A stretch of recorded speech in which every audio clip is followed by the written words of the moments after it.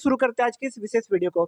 आज दोस्तों मैं आपको टोटल 30 ऑब्जेक्टिव क्वेश्चन बताने वाला हूँ, 30 वेरी वेरी इंपॉर्टेंट ऑब्जेक्टिव। ये जो दोस्तों आप क्वेश्चन पेपर देख सकते हैं, ये आपका प्रीवियस ईयर का क्वेश्चन पेपर है कंप्यूटर साइंस का, जो कि पूछा जा चुका है जैक बोर्ड की तरफ से। ठीक है, ये देखिए जैक बोर्ड की तरफ से ये प्रीवियस ईयर का क्वेश्चन पेपर है, तो बिल्कुल इसी को पढ़ लेना है ना। इसके बाद और भी मैं कुछ कुछ कराऊंगा तो उसको पढ़ लेना है, जो भी मैं बता रहा हूँ बस पढ़ते रहिए। पहले मैं ऑब्जेक्टिव अपलोड किया था सुबह में, उसको देख लेना है। सब्जेक्टिव अपलोड किया था उसको भी देख लेना है, और ये आपका फिर ऑब्जेक्टिव। चलिए आप लोग फटाफट आंसर दीजिए। तो C++ इज डेवलप्ड बाय, किसके द्वारा डेवलप किया गया है? बजारने स्ट्रॉस्ट्रप के द्वारा। बिल्कुल ऑप्शन नंबर जो 4 है वो करेक्ट होगा। चलिए यहाँ पर ये बताना है आपको कि स्ट्रिंग टर्मिनेटर कैरेक्टर इज, तो स्ट्रिंग टर्मिनेटर कैरेक्टर जो रहता है वो उसको हम लोग किससे इंडिकेट करते हैं, उसका सिंबल क्या है? तो ये /O ये इसका सिंबल रहता है। तो कौन सा ऑप्शन में करेक्ट है? ये देखिए ये आपका स्ट्रिंग टर्मिनेटर का ये आपका कैरेक्टर है। ठीक है, चलिए DBMS, देखिए मैंने आपको बताया था ना कि इसका आपका जो है फुल फॉर्म आपको याद कर लेना है। DBMS का फुल फॉर्म क्या होता है? Database management system. यहाँ पर इसका करेक्ट आंसर तो ऑप्शन नंबर ए हो जाएगा। बट ये मोस्ट सोचिए कि यही क्वेश्चन आपको एग्जाम में पूछ देगा। आपको एग्जाम में क्या पूछ सकता है गाइस? UPS का फुल फॉर्म बताइए, HTML का फुल फॉर्म बताइए, है ना। हाइपर टेक्स्ट मैनेजमेंट जो भी है वो रहता है। ठीक है, हमको उतना अच्छे से पता नहीं है, आप लोग पढ़ लीजिएगा, या फिर अगर बोलिएगा तो फुल फॉर्म पर भी मैं वीडियो लाऊंगा। CPU का फुल फॉर्म क्या होता है? Central processing unit. तो इस प्रकार से जो है फुल फॉर्म पूछेगा ही पूछेगा इस बार, है ना। चलिए आगे देखते हैं। और एक बात, हाँ यहाँ देखिए पहला जो क्वेश्चन है कि C++ इज डेवलप्ड बाय, तो ये बजारने स्ट्रॉस्ट्रप है ना, ये इसको घुमाने के लिए, ये आपको आप सबको को थोड़ा मन भटकाने के लिए यहाँ पर ये भी पूछ सकता है कि कंप्यूटर इज डेवलप्ड बाय। तो यहाँ पर आपको कंफ्यूज नहीं होना है। C++ को डेवलप किया है बजारने स्ट्रॉस्ट्रप ने, और कंप्यूटर का डेवलप किया भी है चार्ल्स बेबेज ने। मैंने आपको ये पहले वीडियो में बताया था, इसमें कंफ्यूज नहीं होना है, पूछा जा सकता है। ठीक है, एक नंबर आपको गंवाना नहीं है ना। चलिए आगे देखते हैं, क्वेश्चन नंबर डी देखते हैं। The smallest individual unit is, क्या किसको बोलते हैं स्मॉलेस्ट इंडिविजुअल यूनिट? टोकेन्स को बोलते हैं, टोकेन्स को बोला जाता है। ठीक है, चलिए आगे देखते हैं। क्वेश्चन नंबर ई देखते हैं। The process of finding the location of the particular element, मतलब कोई पर्टिकुलर एलिमेंट का जब जहाँ लोकेशन सिचुएटेड रहता है, उसको फाइंड करने का जो प्रोसेस रहता है, उस एरे को हम लोग क्या बोलते हैं? तो उस एरे को कैसे हम लोग क्या करते हैं, जब फाइंड करना है यानी कि कुछ चीज़ का सर्च करना, तो उसको क्या बोलेंगे हम लोग? नॉर्मली सर्चिंग बोलेंगे। तो ऑप्शन नंबर जो बी है वो करेक्ट होगा।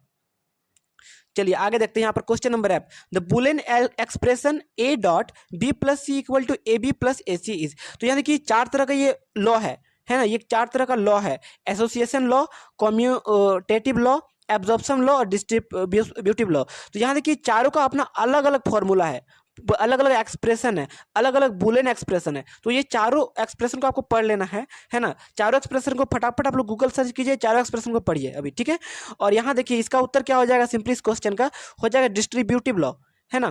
देखिए हमसे जितना ऊपर है मैं आपको तैयारी करा दे रहा हूँ, बट अभी रात में कितना बजे तक अपलोड करूंगा ये इसको भी भरोसा नहीं है, बट 2-3 वीडियो और अपलोड हो जाएगी। ठीक है, बट आप लोग कोशिश करोगे खुद से पढ़ने का, है ना। चलिए आगे देखते हैं।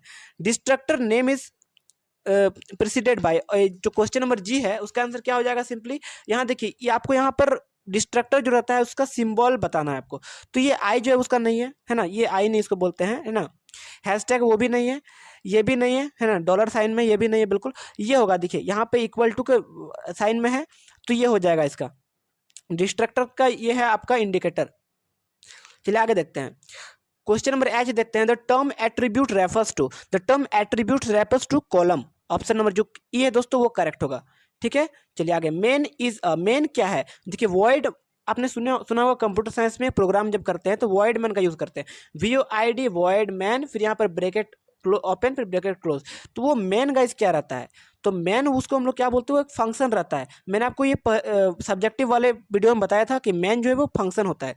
चलिए क्वेश्चन नंबर जो जे है ना उसको तो मैंने देख लिया। चलो अब क्वेश्चन नंबर यहाँ आई हो गया। ठीक है, जे की तरफ गौर फरमाते हैं। जे देखिए, app stream class is used for, जो ऐप स्ट्रीम रहता है वो इनपुट ऑपरेशन के लिए नहीं यूज होता है, आउटपुट ऑपरेशन के लिए नहीं यूज होता है, इनपुट आउटपुट दोनों के लिए यूज होता है। इनपुट आउटपुट दोनों के लिए ऐप स्ट्रीम का हम लोग यूज करते हैं। तो यहाँ पर ऐप स्ट्रीम के लिए आंसर क्या हो जाएगा? Input output operation. चलिए क्वेश्चन नंबर के की तरफ गौर फरमाते हैं। तो ए सेट ऑफ लॉजिकल ऑपरेटर, इनमें से कौन सा एक लॉजिकल ऑपरेटर का सेट है? ठीक है, ये आपको बताना है। तो देखिए दोस्तों यहाँ पे जो है यहाँ पर कौन सा लॉजिकल ऑपरेटर का सेट है, तो ये भी नहीं है ना, ये भी सेट नहीं है, ये भी नहीं है गाइज लॉजिकल ऑपरेटर का, और ये भी नहीं है। तो इनमें से जो कोई भी लॉजिकल ऑपरेटर का सेट नहीं है, यानी कि नन ऑफ दिस होगा। ऑप्शन नंबर जो दोस्तों इसका 4 है वो करेक्ट होगा। दोस्तों इसका अगर आपको सही उत्तर पता है तो कमेंट डाउन कीजिए, बट मुझे ऐसा लगता है कि नन ऑफ दिस होगा। ठीक है, जो भी ऑपरेटर है उसके बारे में आपको बताना है ना। चलिए आगे देखते हैं क्वेश्चन नंबर जो के बाद क्या आता है, एल का आंसर देखते हैं। देखिए यहाँ पर आपको पूछ सकता है कि व्हाट इज पॉइंटर। तो ये पॉइंटर गाइस क्या होता है, pointer is a variable that holds address of other variable. ये अलग वेरिएबल का जो है एड्रेस को होल्ड करता है। Pointer name is preceded by hash, जो स्टार रहता है वो स्टार से भी इसको इंडिकेट करते हैं। तो ये दोनों अभी तक सही है। आगे देखते हैं, wide pointer is a pointer which can hold the address of any data, ये भी बिल्कुल सही है। तो ये तीनों जो वो करेक्ट होगा, दैट मीन्स इसका जो ऑप्शन नंबर जो 4 है ऑल ऑफ दिस वो करेक्ट है। चलिए स्टैक फॉलोज, स्टैक जो है किसको फॉलो करता है, तो स्टैक गाइस LIFO को फॉलो करता है। ठीक है, चलिए LIFO टेक्निक। चलिए when several classes inherit the properties of same common class, then जो है इसको हम लोग क्या बोलते हैं, तो हम लोग उसको क्या बोलते हैं, हेरेरिकल इनहेरिटेंस। हेरेरिकल इनहेरिटेंस का जो है आप यहाँ पर एक तरह से बोल सकते हैं, ये आपका डेफिनेशन लिखा हुआ है। ठीक है, तो अगर हेरेरिकल इनहेरिटेंस पूछ जाए तो ये आपका डेफिनेशन आप लोग एग्जाम में लिख सकते हो। आगे देखते हैं question number O, people standing in the line is example of. देखिए मान लीजिए 10 लोग का झुंड है और वो एक मतलब लाइन में खड़े हैं, है ना। जो प्रार्थना होती है, असेंबली होती है, उसमें मान लीजिए 10 लाइन का खड़ा है, तो वो किसका एग्जाम्पल है, क्या वो स्टैक का एग्जाम्पल है, क्यू का एग्जाम्पल है, एरे का एग्जाम्पल है, या लिंक्ड लिस्ट। तो इसका सिंपली उत्तर क्या हो जाएगा ना, इसका उत्तर लिंक्ड लिस्ट नहीं होगा।